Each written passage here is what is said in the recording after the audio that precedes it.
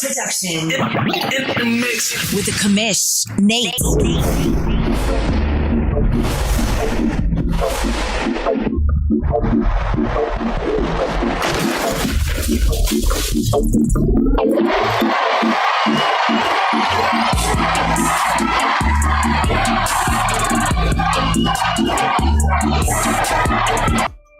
What's up, everybody? Trying to fix my mic here, get it where I want it. Welcome to Press Pass Live. It is been a heck of a day. I love starting a Press Pass Live when I should be eating a Press Pass Live and getting my butt in bed, but it has just been one of those days, and so be it. So we're gonna get through it, and it's gonna be a good day. I truly believe it is. I'm trying to see. Oh no, why are you doing that? Oh, I know why. Sorry. I'm going to take something off. Hopefully it doesn't take it off in another area, but it might. Who knows? We'll see. We'll figure it out. Nope. Nope. Here's what I want to do. This is what happens when you try new stuff and you don't have time to test run anything. Just kind of is what it is. Well, welcome to Press Pass Live. We have a ton to get into. We're going to try to waste very little time here. I'm jumping headfirst into it, and we're going to just talk about all the stuff. So in this show, we're going to quickly look at the games, look at a couple of quick stats that might be hopping out to us as we kind of hit the halfway mark here. And then we're going to do the Commissioner's Power Rankings. I haven't had those in quite some time. So I'm going to jump out with the Commissioner's Power Rankings, give you my top 5 in the OMFL. We're going to look at some playoff percentages, open up the mailbag, and even talk about the crazy firestorm that was going on Twitter today. It was a heck of a day to be a fan of Madden and to be on Twitter today. So yeah, Godspeed to everybody who had to deal with all of that. So let's get over here and let's have a good show. Try it again. We'll hit the right button sooner or later. Hopefully more sooner than later. A couple really good games. You got to give it up to Green Bay fighting D-Wayne in Dallas in a great game on the road. This gained a lot of respect from me for Priest. I haven't called his season a fluke, just said that I didn't think he could be one of those true competitors for a real OMFL bowl game, but man, he showed me a little something in this one. Congratulations to Green Bay. Miami and Cincinnati had a lot of technical issues. Kudos to both of them for not giving up and fighting through this one. Miami with a very big win coming out of that one on the road against a really good Cincinnati Bengals team. And the Miami Dolphins are proving to be one of the top teams in the AFC. And the hope is that they will push through and come out on the other side. You got to give it up to Kansas City. He's come through with some big victories. He's starting to get his team figured out, and it's coming through. And getting a victory against Indianapolis, that is nothing to be ashamed of. That is a big, big victory for Shocks and his Kansas City Chiefs, which we should also just pause and mention and say kudos to Penguins for coming back to the OMFL, taking over the 49ers. I think, yeah, which means he plays me. It's not fun to have to play him in his first game back, but creating one of the toughest divisions that we've ever seen. In the NFC may have gotten a little bit stronger, though. We got to see the old Penguins back on the sticks, because the Penguins that we last seen, not a very good team. Philadelphia and Detroit coming down to a field goal victory. Lions and Eagles battling it out there for NFC supremacy, as both of those teams looked like to be forces that teams are going to have to worry about when we get to the playoffs. Arizona squeaking out a victory over the Denver Broncos. Carolina barely falling to the Pittsburgh Steelers, 31-27. Really good game there. And some just really good games in week number 9. What's up, Kev? What's up, Trey? Good to see both of you. Let's look at some quick stats. I said this is going to be a very, very fast show as we run through this, because there is a lot to run through in a very, very little time. this didn't work out the way I wanted it to. I'm going to have to try that again. Let's look at a couple of stats that have jumped out to us recently and look at anything that might catch our eye. There's some really good players putting up some really good seasons. And it's going to be interesting to see kind of who is in the running for those awards at the end of the year, which we know always kind of stirs some controversy. McMillan and Herbert both having good seasons when it comes to yards. Percentage-wise, though, both of them are not super sexy, and interception to touchdown ratio also not really sexy in that one. Where's Prescott? Having an amazing season. Top 3 in yards, 73%, 14-3. Lawrence also having a great year, 13-9 with 69% completion percentage. Massey starting to turn some things around. Those interception numbers are pretty high, but 23 touchdowns to 15 interceptions. His team is on a rolling stat here, 68% completion percentage. And no, Stafford missed games. He's not up here, so we can't talk about him yet. Just giving you a hard time. Murray and Franks both having really good seasons, but you got to tap. That's not what I was trying to say. You have to tip your cap to what Prescott and Lawrence are both doing. Yes, McMillan and Herbert are having good seasons. Those percentages are down. Interceptions are up. Nothing that you really want to see. Cook 903-5. Montgomery 877-8. Big reason the Bears are playing much, much better this season. Look at what the rookie Walford is doing. 17 touchdowns, 734 yards, 4.4 average. Boy, he's going to be right up there to be talked about with the very best of the best here in the NFL. CeeDee Lamb having a great season, 53 receptions, 1,042 yards, 4 touchdowns. Metcalf with 7 touchdowns on the season. Ridley with 6 touchdowns. The rookie having a great season as a tight end. You kind of worry about that a little bit, but look, this guy's having a great season. 51 receptions, 824 yards, and 6 touchdowns. Also Schwartz, wide receiver with the Cleveland Browns with 8 touchdowns. Hopkins with 8 touchdowns. A lot of receivers having really, really good seasons. I continue to try to sort by L2. That's not going to do it. Nothing really jumping out to you with the tackle leader. No one really running away with that just yet. A couple of guys in pretty high double-digit tackles for loss. Looking at the sacks, you've got Graham with 10. Really good season for him in his 12th year. J.J. Watt still getting it done in his 11th year with 9. Zadarius Smith with 9. Chandler Jones with 9. My goodness, look at what the Cardinals are doing over there. Even Khalil Mack starting to come back around with 7.5. Interception leaders, 8 for Adams. Chisholm, the rookie, with 7. McCourtney with 7. Matthew with 7. Peters with 7. So you've got some older veterans here making a lot of plays and getting the ball turned over for their team. So a couple of really good seasons for a bunch of teams. And I just want to take a quick look, and just for the sake of Trey, we're going to sort by touchdowns. And there you go. Stafford having a great season, even though he missed a handful of games. 75%, 22-4, 2,081 yards. And he will definitely be in the running for some of those awards at the end of the year. What do we want to do next? I think next we're gonna unveil my power rankings. So let's go ahead and unveil the commissioner's power rankings. These are my top 5 of where we sit right now in week number 9 all the way complete. We're in week 10, but week 10 just got advanced to tonight. So I'm going to reveal these one by one. I'd love to hear your thoughts. There are a lot of good teams squished towards the top half of the league and here in the OMFL. And I just think that there are a lot of teams, though, that need some recognition for the season that they have had. Coming in at number 5, we've got Kevin and the Philadelphia Eagles. Kevin has turned things around in Philadelphia. He is knocked off the 1-year rust that he had there. He's got that team rolling. The interceptions are pretty high for his rookie McMillan. You know that rookies are going to turn the ball over. You want to see those numbers come down. Sanders having a great season, though, running the ball. His defense, he's got some sack leaders.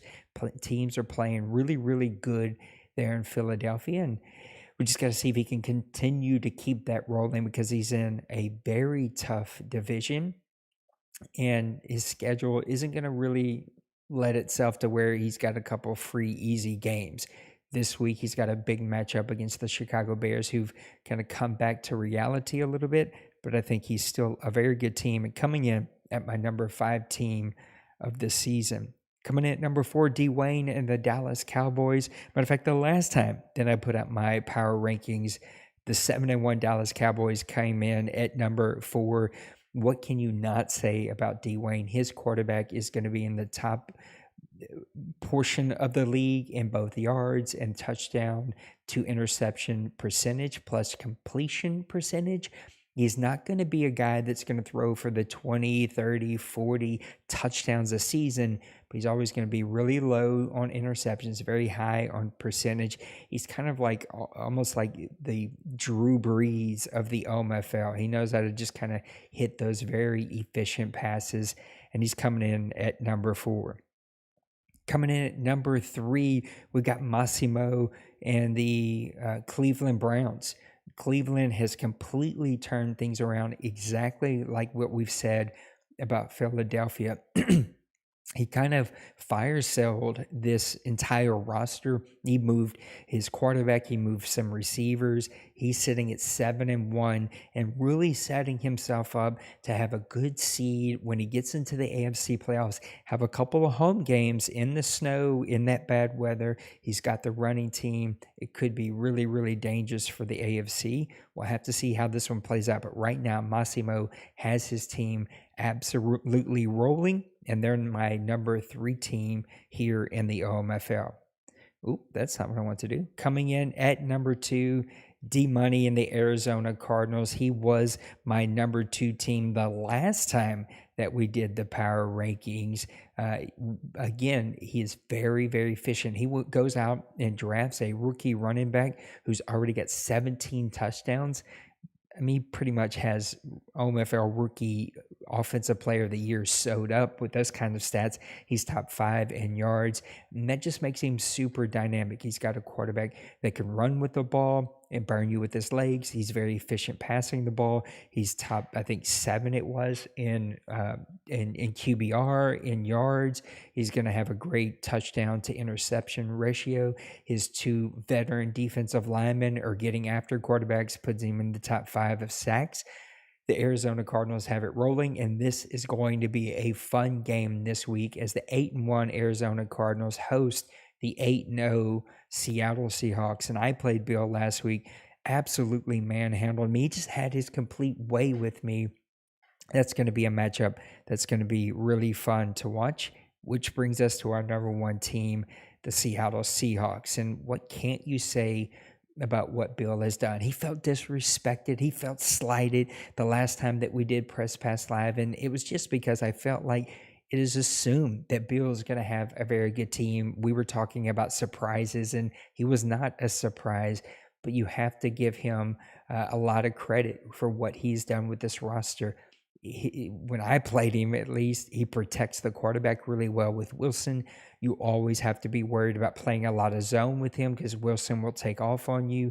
He's got 2 very, very, very good playmakers at wide receiver. He will use his tight end at really precise moments. And then that defense just swarms you. They are all over you, a lot of pressure, very well-timed blitzes. He is playing very well with that outside linebacker. He's able to really shut down the run on you, but also makes plays in the passing game. And so Seattle Seahawks are coming in as my number 1 team. So there you have it. Trey gave us his. He's got Bill, Dwayne, D-Money, Kevin, and Massimo. So we got basically the same ones, just in slightly different order. I'd love to hear it. Leave it in the comments. I know that I'm super late tonight, so there's not a whole ton of us here live right now. But if you're watching this a little bit later, tomorrow, later in the week, Let me know your thoughts. What do you think about the commissioner's power rankings?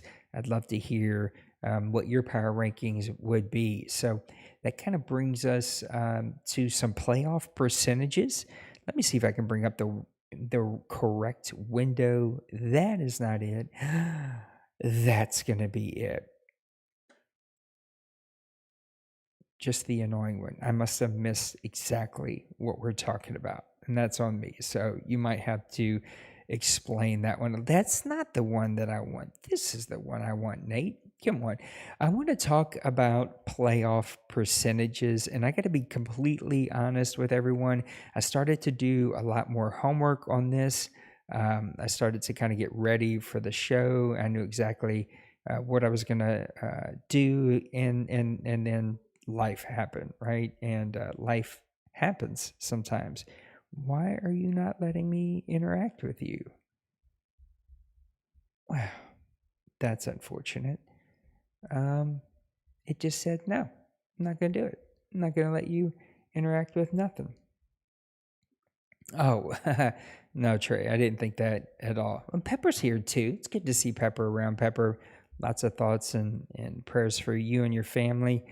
Yeah, I feel you. I don't know why this won't interact.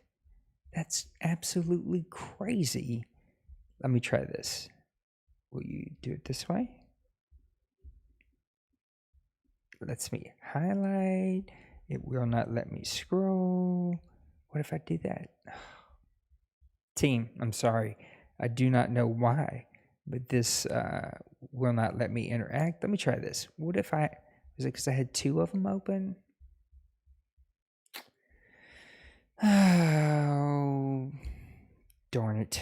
Okay, here's what we're going to do. We're going to pull it up on El Fono. What if I refresh this page?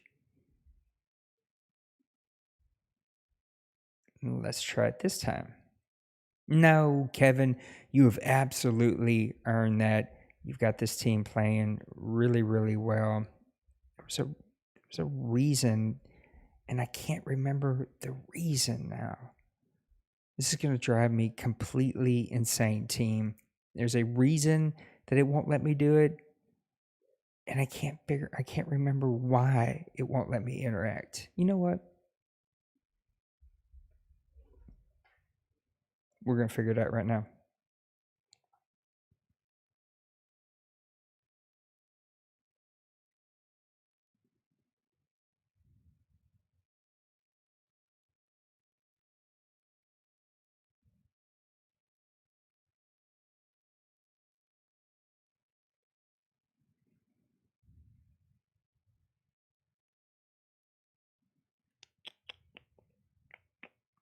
No.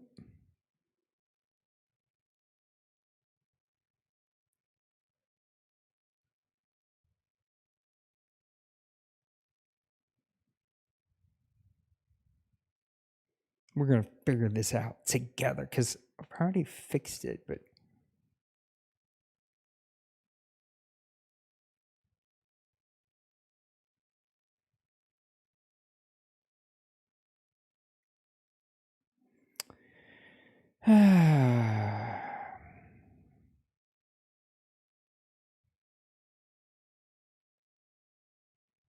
this is not sexy streaming.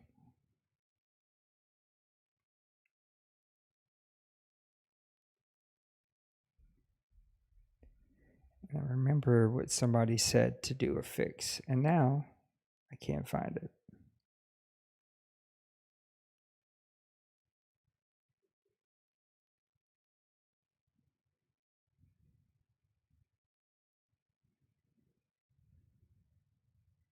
Oh, this might be it. My bad, team. I think I might have had it. Boom, boom, boom. Oh, there we go. Interact. There it is. We fixed it. We did it. All right, let's get over here to the playoffs. Let's look at a couple of these teams. All right, we're going to start from the bottom and kind of work our way up. Let's start in the AFC. Kansas City Chiefs sitting at 4-5. I'm giving them a 5% chance to make the playoffs. Look, it's great that Shocks is turning some things around, but he's got a long way to go in the AFC. And I just like some of the proven teams a little bit better. You've proved it the last few weeks, Shocks, but you got to prove it a little bit longer than that. Let's look at the Los Angeles Chargers at 4-5. I'm going to put their percentages at about 45%. They're one of the teams I could be very, very bullish on. He's had a tough start to the season. I know Herbert is throwing a lot of interceptions, but Colin loves to kind of push the ball, and sometimes he'll take those chances and it'll backfire on him, but it can also get on a hot streak and he can get rolling. Cincinnati Bengals, a big loss last week for him against the Miami Dolphins. Really had a chance to prove himself, but I do like how that team is playing. And I would give him a 51% chance of making it, just a little bit more than 50-50. And I'd actually say it's more about the mindset than it is the team, because some of the teams that we're going to talk about that would be in today, if the playoffs started today, I think could make it over the Cincinnati Bengals. But the mindset of those teams above him, some of those teams don't have the mindset that they can do it. They actually have the mindset they're waiting for the wheels to fall off. They're waiting for things to go the wrong way. They're just waiting for things to be completely, dismantled and like be a terrible team.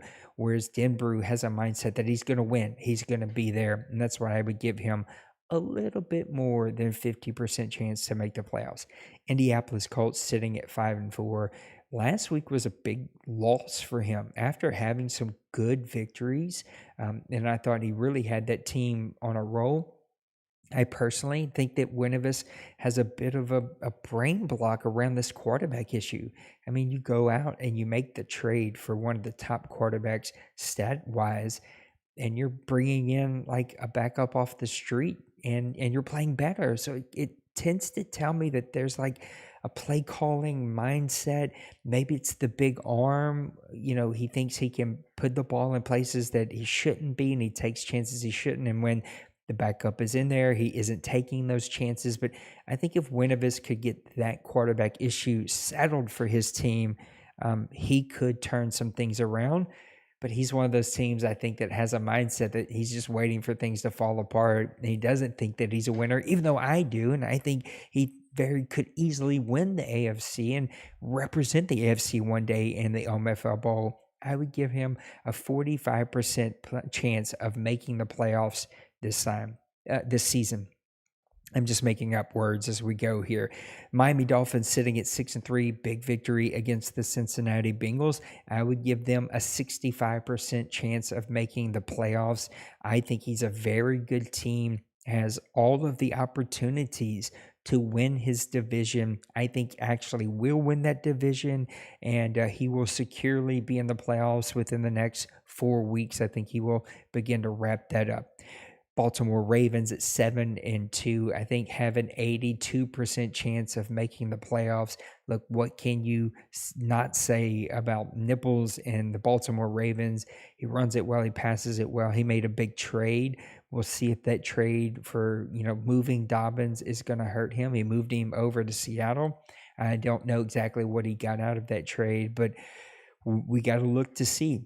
Can the Ravens continue the momentum? It always seems to fall apart for him whenever he gets to the playoffs. But sitting at 7-2 right now, he does have an opportunity to make a little bit of a run here. Denver Broncos would be your number 4 seed right now.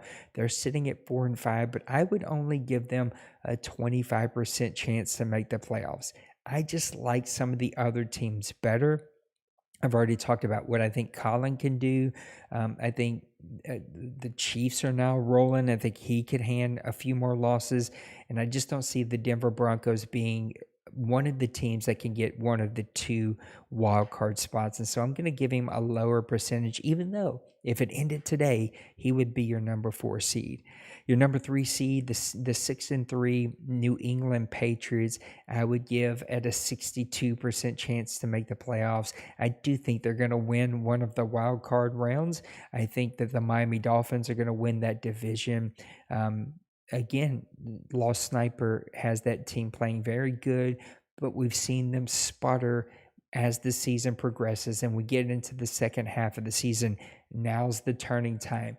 This is where we see the really, really good teams start to come to the top, and the teams who maybe had a hot start to come back to reality. Look at the 5-4 Green Bay Packers, the 5-4 Chicago Bears, the 5-3 New Orleans Saints. I'm going to put myself in that same bucket. We're coming back to reality. 5-3 Lions, 5-4 Minnesota Vikings. You're seeing some of these better teams kind of float to the top here. I think you're going to continue to see that as the season progresses. 7-2 Jacksonville Jaguars. Give me a 90% chance to make the playoffs. Things would completely have to just fall to pieces for him not to make it.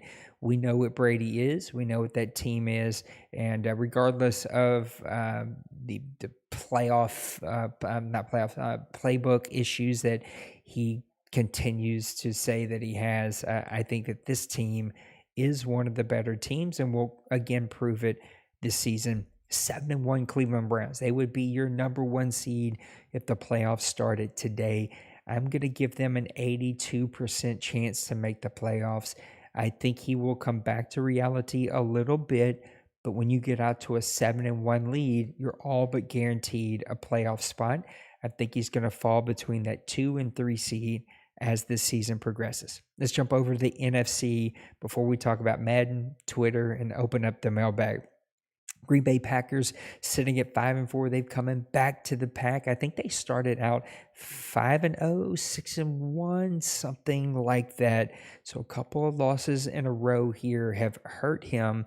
And he did play the Dallas Cowboys really tight. Those interceptions continue to come back and haunt him in these losses. And that was my warning for him. I'm going to give him a 25% chance of making the playoffs. He totally could turn things around. I just think that Priest is a gunslinger. He's the Brett Favre of the OMFL, and he can whip your butt if you don't show up to play. And if it clicks for him and he gets in that 70 to 75% completion percentage and he only throws 1 or less picks, he could hang a 50 burger on you and make you leave with a loss really quick. I just know that just like Brett Favre is often, he's going to try to squeeze balls in a place where they shouldn't be squeezed. There's a joke for most of you. We have to see. I'm giving him a small percentage to make the playoffs. The 5-4 Chicago Bears, I would give them the same percentage. Give me about 27%, maybe slightly more than the Green Bay Packers. Started out super hot. I don't know what has happened over the last few weeks, if it's injuries. Oh, it is injuries. That's right. I remember he posted in Discord. So that percentage is coming down because of his loss of his quarterback for the rest, or for 4 weeks, I think 4 or 5 weeks, something like that. It's going to be a tough thing to overcome for a team that needs kind of some playmaking ability from those outside receivers. He's going to have to be a run-heavy team, and that rarely works in the OMFL. Give me 27%. Minnesota Vikings sitting at 5-4. Boy, they've really turned things on. I think he started out 0-4 or 1-3, something crazy like that. And man, he has come roaring back just like we all knew he would. Finally, he's having fun and playing just for fun again. Boy, that trying to win, it just gets you every single time. Give me 62% for the Minnesota Vikings to make it into the playoffs. He's battling the Lions. We know what the Packers and Bears could do to you, and so there is some chances there that if it's not going to be a cakewalk as it has been in the past. We have a very competitive division this season, but I do like what Minnesota's doing, and I think his quarterback's going to continue to roll. If he can keep this momentum up for the next 4 to 6 weeks, we're going to see him really go on a roll here and make it into the playoffs. The Atlanta Falcons sitting at 6-3. Give me a 70% chance that they make the playoffs. I think he'll actually win the division. It looks like the Panthers have taken a step back. My Saints are definitely coming crashing down. There's a new guy in Tampa Bay who had a really amazing game against Carolina last week. Let's see what happens when those two teams face up, the Tampa Bay Bucks and the Atlanta Falcons.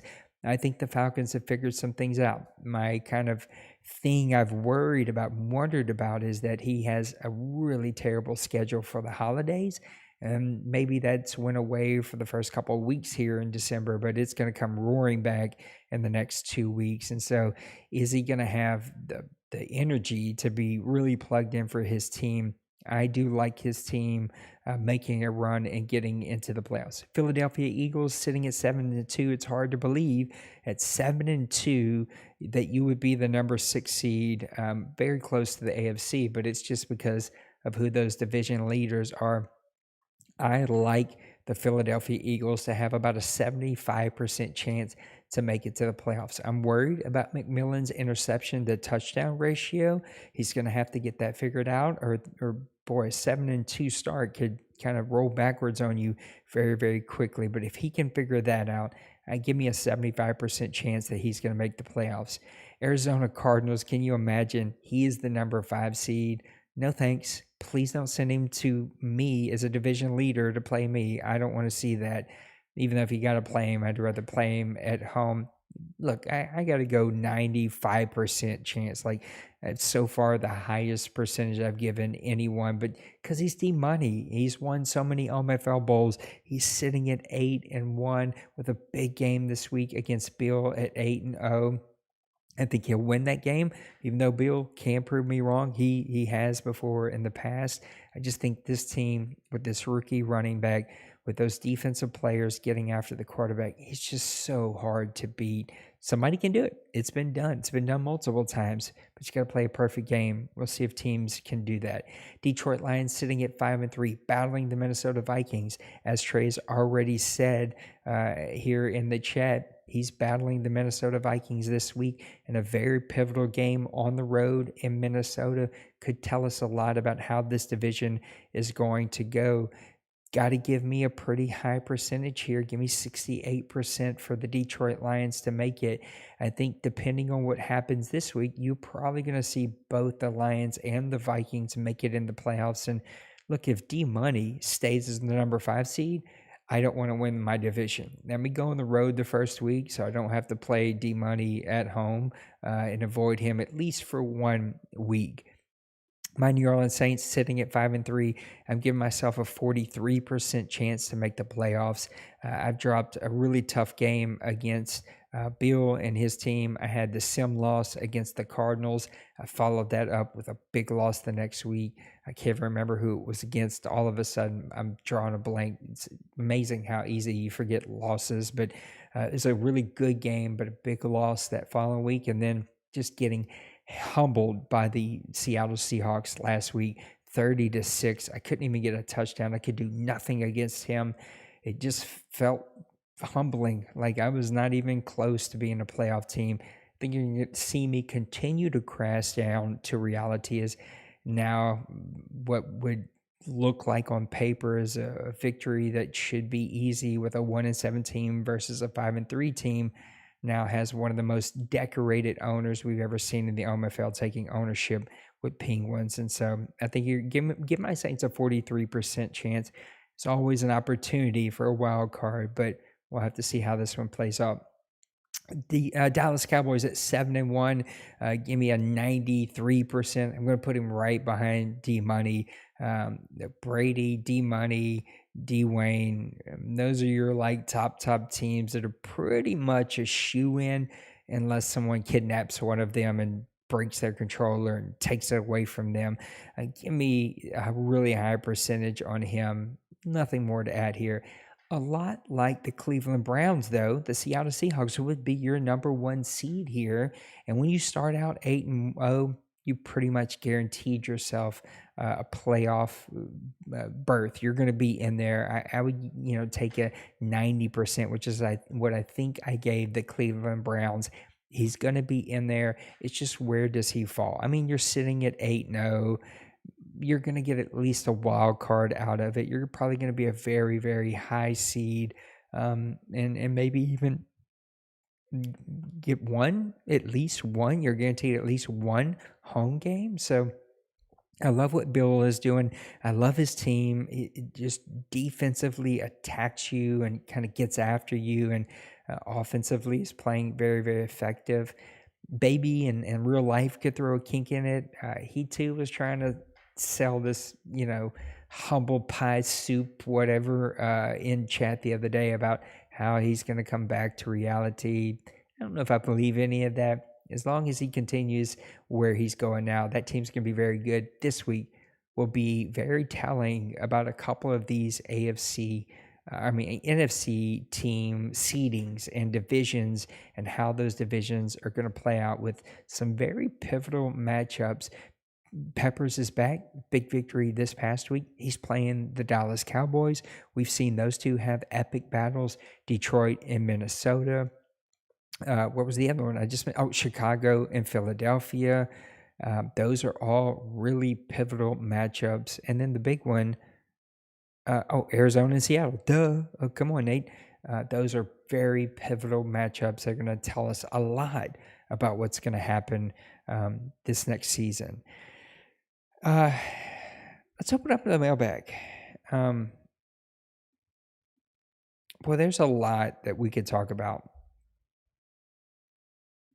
I do want to talk about, that's not what I want. I do want to talk about what happened on Twitter today. There was a complete meltdown from the Madden community on Twitter today. It seemed like all hell had broken loose because there are some bugs being reported. We're seeing a lot more bugs come out, especially here in the OMFL over the last 2, 3, 4 advances, something like that. Players disappearing. It seems that maybe people have found the red herring there of the depth chart issues. So make sure that you go spend some time looking through your depth chart, looking through your substitutions, just making sure nothing looks weird there.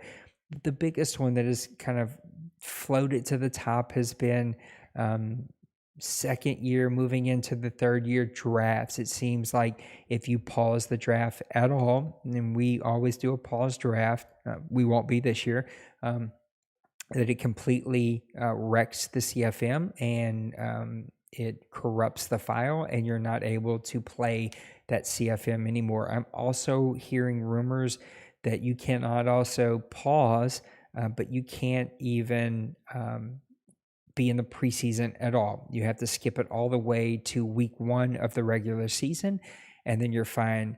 I don't know if that's true or not true. I'm going to do some testing, probably do a lot of testing over the next few weeks, just to see what's happening and not happening, because the issue becomes is if you're a really good team that has a very secure roster, sometimes you're 4, 5, 6, 7 round picks or just practice squad kids, or even kids that you don't even keep on your team.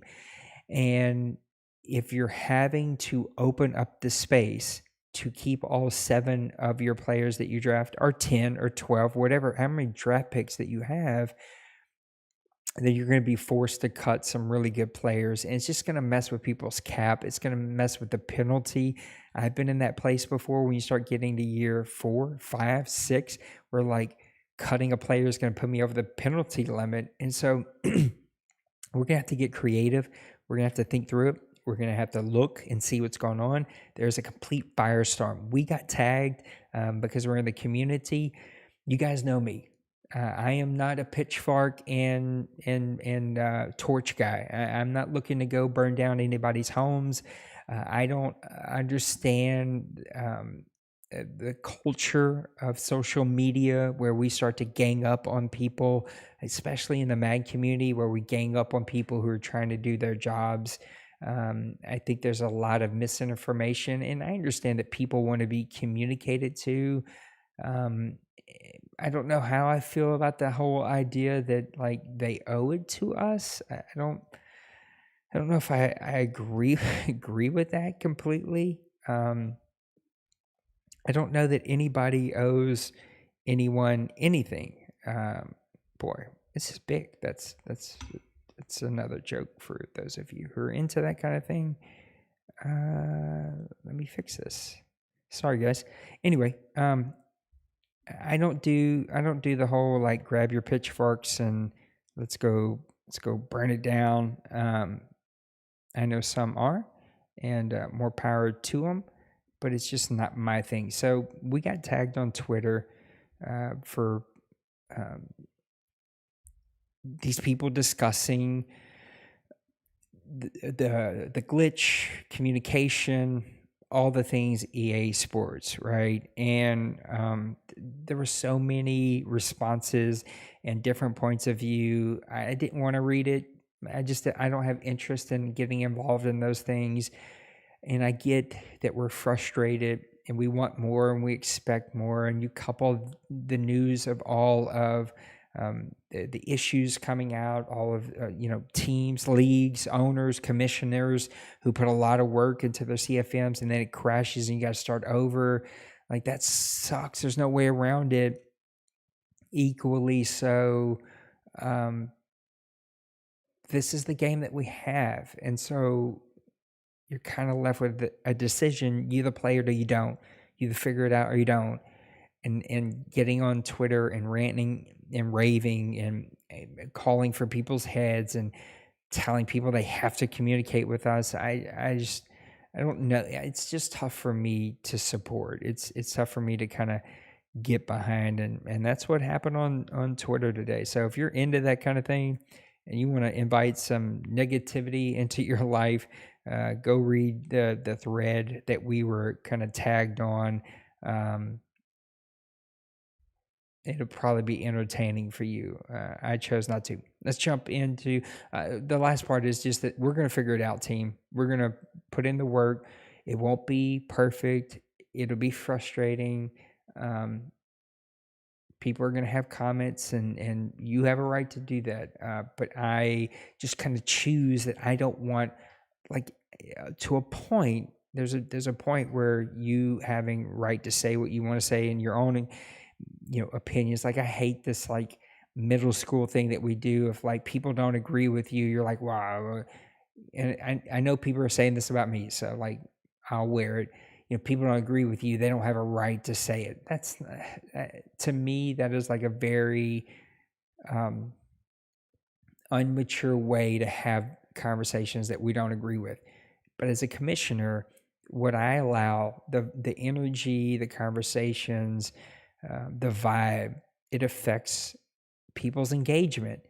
And I always have to balance allowing people to say what they think in their opinions, and for me not to agree or disagree. And I have a right to my own opinions. And oftentimes I feel like I can't say anything in chat because people take everything I say, multiply it times infinity, and it just carries that kind of weight, which is stupid. I shouldn't carry that kind of weight on anybody with my opinions.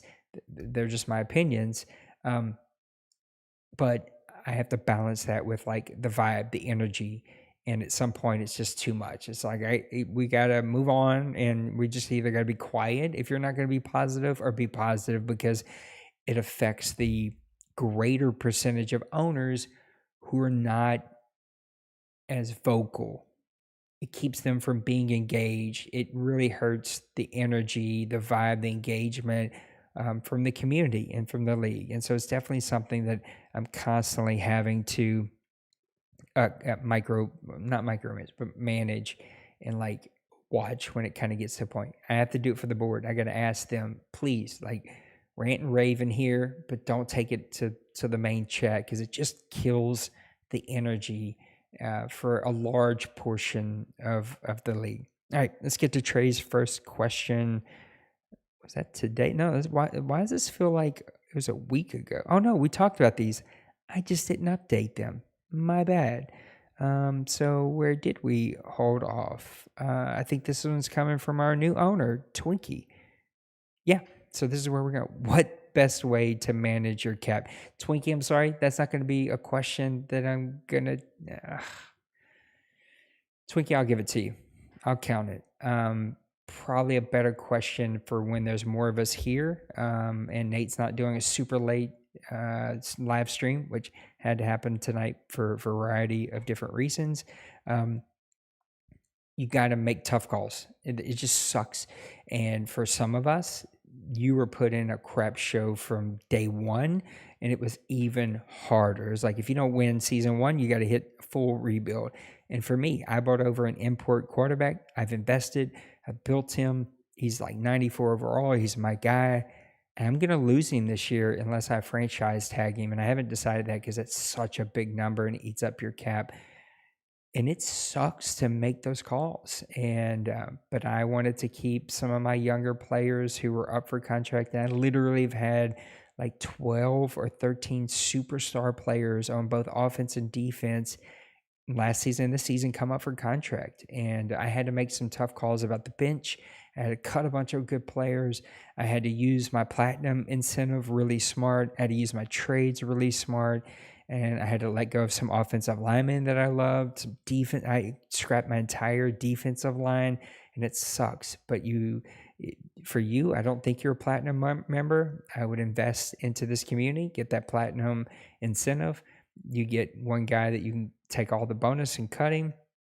I think you get another contract restructure. I think you need to start getting in the incentive program. I don't think you are as of yet. So you can earn gold and get some of those contract restructures, but you got to use all the tools to manage cap here. And if you're just trying to do none of that, no platinum, no gold, no silver, no bronze incentives, and you're just trying to flat out raw manage your cap, you need to cut some players. You got to let some good players walk. I think losing Brady and letting him finally retire, if he does, would be a big step in that for you. Shocks fam, I got shocks. Why do you think people have problems with throwing interceptions in this game? Shocks, I think that one's easy because none of us are NFL quarterbacks. That's a very small percentage of humans on this planet. And you can even see in the NFL, that's even a smaller percentage of the people with physical and mental abilities to be NFL quarterbacks can actually be good NFL quarterbacks or even average NFL quarterbacks. And the elite is like the 1% of humans that walk this planet. And I think as long as we play Madden, there's no real feel for the game. You can't feel pressure. You can't feel players, right? You can get sort of like some peripheral vision where you kind of feel players that way. And so I think all of that leads to throwing while you're being hit, throwing while under pressure, and then trying to take chances that you shouldn't take. And that if you had like real life vision, you probably wouldn't take. But I think the biggest one is that we're just not NFL quarterbacks. And most of us don't have the mental capacities to, what's the word I'm looking for, Nate? And you can tell it's time for bed. It's 11:43. To process information, bam, bam, bam, very quickly, make a quick decision and get the ball out on time. Who's winning the AFC West, and will they have a winning record? Let's see. Let's refresh our memory. Oh yeah, this is the Broncos, Chargers, Chiefs, Raiders. 4-5, 4-5, 4-5, 3-5. Yes, a winning record will come out of the AFC West. I personally like the Chargers. I think your Chiefs can make some noise, but you got to show it to me long term. I think the Broncos have proven it in the past, but there's like massive gaps between his good seasons and his bad seasons. He's also lost 4 in a row. I think the Chargers are going to have the winning division. I don't think anybody else in this division is getting a wild card. I definitely could be proved wrong. Let's get to Outlaw. Outside of position of quarterback, which some choose to pay or were given through, I think he's saying in real life contracts, what position that is worth paying? It's a great question. And I think a lot of us would have completely different points of view on this.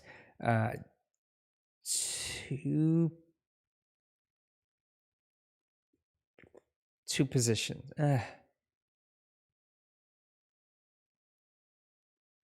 Two position comes to mind. I don't know how I feel like his three are coming to mind. Okay, here's the one I won't put on my list, but I think I very easily could be talked into running back. Yes, you can go out and draft a running back, but you better hit. And you could easily miss on a running back who actually doesn't do anything for you. But if you're willing to draft high, you definitely can replace running back production pretty easy. So that one I won't put on my list, but I could be easily talked in or out of paying your running back. The second one, my number 2, would be defensive lineman. I don't love it. I think you can replace some of that production with rookies, but we've seen it. Your 2 of the top 4. I mean, look, let's go look at it again.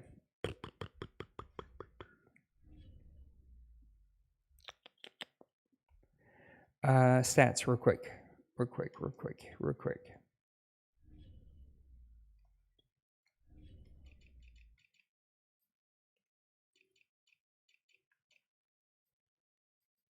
Come on, Madden. Graham, 10, 12 years experience. Watt, 11 years experience. Jones, 10 years experience. Zadarius Smith, 7 years experience.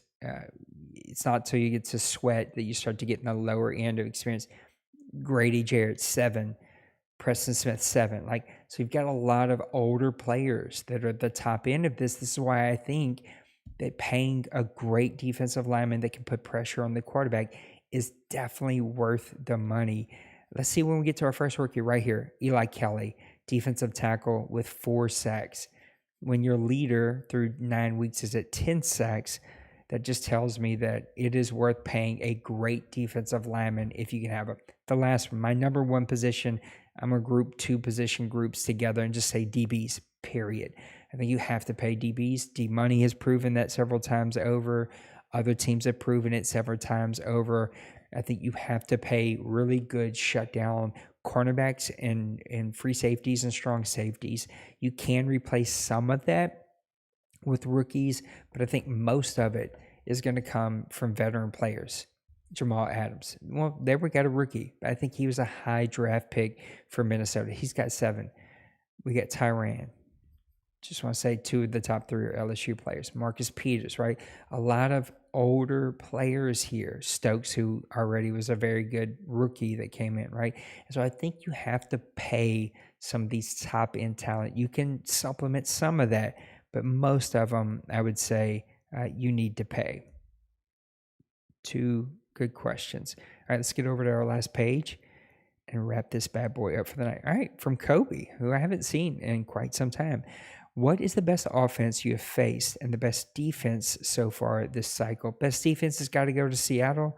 The Browns, that's who I lost to right after that sim loss. I would say the Seahawks pass defense, the Browns quarterback pressure. If I had to pick overall defense, I'd have to go with Seattle. I mean, he held me out of the end zone, 6 points, completely dominated me in every aspect. He was in every rushing lane that was there very quickly. Not a ton of quarterback pressure, but enough to make me uncomfortable. Now, the Browns put the most pressure on me that I've ever seen. It felt like every play he was back there in 1 to 2 seconds. So the Browns would get my 1B for defense, but the Seattle overall best offense this cycle. Yeah. What position group would you pay? DB is number 1, defensive line number 2, and the one I didn't put on my list, running backs. Those are mine. Best offense. Who have I faced? I don't even remember my own schedule.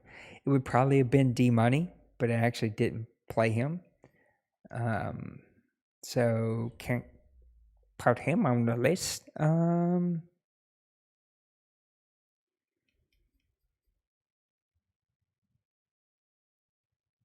It's a tough one. I'm going to go with the Tampa Bay Bucks. And I have not played the new Tampa Bay Bucks owner, Twinkie, but I watched him in some games. And that guy just does what he wants on offense. and just plays really, really good. Did I miss another question?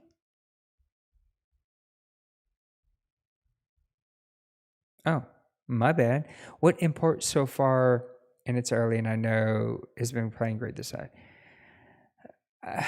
I don't know, Outlaw. I can't keep up with people's imports. I have no clue who is or isn't an import. Doug Glenn is easy to talk about because, what's up, Smash? He's a sexy name there that everyone hears about, knows about. But there's a lot of really good players. I just don't know everyone's import enough. I think that's a really good question. I'm not going to take it, though, because I just don't know them well enough. If we had a Winovus on here or Roger or somebody like that, they probably know the imports way better. It's just too easy to say Doug Glenn because he's just a sexy name. Trey talks about him all the time, so we all know him. I just don't know all the other imports. And I think there are too many non-sexy imports that don't get enough credit, whether they're offensive linemen, secondary receivers, and they not put up all the sexy stats that Doug Glenn does, but they still have really, really good careers here. So just not enough information to talk about. Anyway, Tampa Bay Bucks, they would be my best offense, even though technically Kobe, I have not played them. I watched them, and I think he's gonna be a challenge when I do play him. What would you consider your team's window? Are you a season away, like maybe the Packers who've done it, who have a ton of rookies this year? Or are you in your window like the Cardinals and Jags? I think the Cardinals and Jags are in their window because they're young and they're really good players, and they have done a really good job building their teams to fit them. I don't know that they have a window per se. I think my Saints are out of their window, especially after we lose our quarterback this season. No Drew Brees. Defense have got older. I did a pretty good job, I think, in my opinion, rebuilding this team in one season. But it's just a really, when you're talking about the NFC, the window is like minute. I don't know that the Packers are a season away. I hear what you're saying. He does have a lot of rookies. He's played well. He's interceptions away from turning his season around. I don't know that teams here have windows unless you're Kansas City, Baltimore, New Orleans, Tampa Bay. Other teams may know. Detroit in some form or fashion, even though I don't know his issues. I just know he had cap issues this year. So I think when you have cap issues, that's what makes you have a small window, Kobe, not necessarily players or skill level. Sometimes teams that draft rookie quarterbacks, their window is starting, and teams with veteran quarterbacks who are retiring, their window is closing.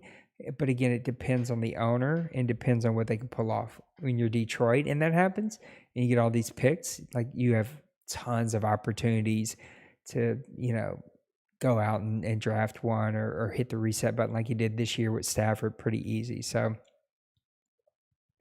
it goes to how quickly or easily can guys hustle to rebuild their roster. And some guys here, that's what they choose to do. They don't make a lot of content. They don't do a lot of extra stuff. They just manage and go all in on their team, and they rebuild them very fast. They're great trade people. They hustle. They go find the right players, and they can turn it around pretty quickly. So great questions, guys. Great show overall. We talked about some unfun things that happened in the CFM world this week.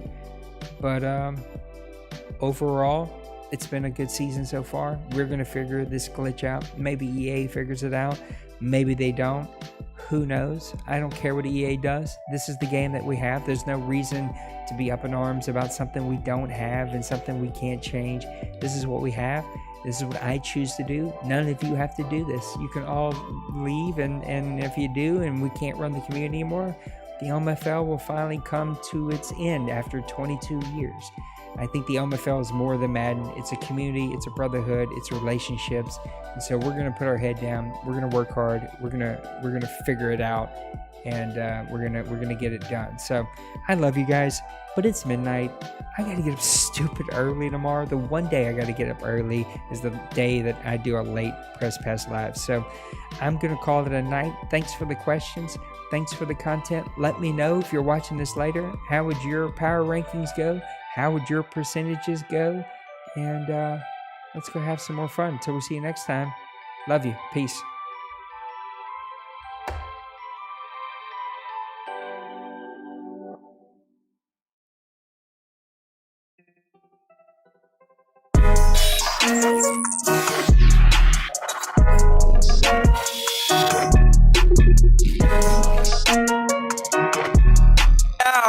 Smash that like and subscribe.